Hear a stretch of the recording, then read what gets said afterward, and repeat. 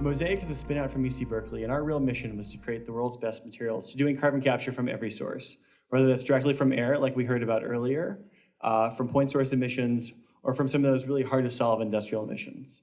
And one of the things that really sets apart our technology is it's really a pathway to both reducing both the operating and capital expense of doing large-scale CO2 emissions.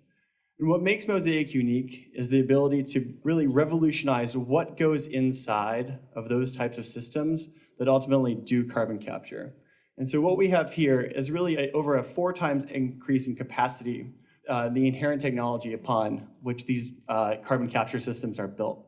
And what that allows us to do is to more than half the size of current carbon capture systems for really important applications, such as direct air capture. By being able to use that equipment much more often to be able to do CO2 capture and with very similar costs of energy use, we believe we can more than half the cost of doing direct air capture today with the materials that we're already creating. And the first is really how do we get these materials up to a scale that is necessary to begin letting them to get out into the market. And so we're really fortunate that to date we've been able to partner with the US Navy to do a CO2 scrubbing system for their next generation of submarines, where today carbon captured from air is an important application of what they do. With that, we'd love to be able to team up with the people doing direct air capture and CCS today to really rapidly decrease the cost of the existing systems that are out there. We hope to ultimately be able to tackle that net emissions problem by helping to decarbonize the electricity grid by both enabling renewable energy, like some of the biofuels that you're talking about later, as well as tackling CCS directly, and ultimately really significantly drop the cost of DAC systems with sort of next generation designs that the team is working on.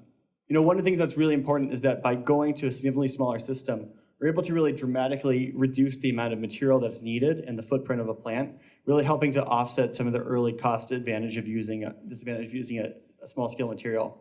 Ultimately, as we scale up to multiple markets, as a platform technology, we believe we can get really great economies of scale because of the range of applications for which our technologies are useful for.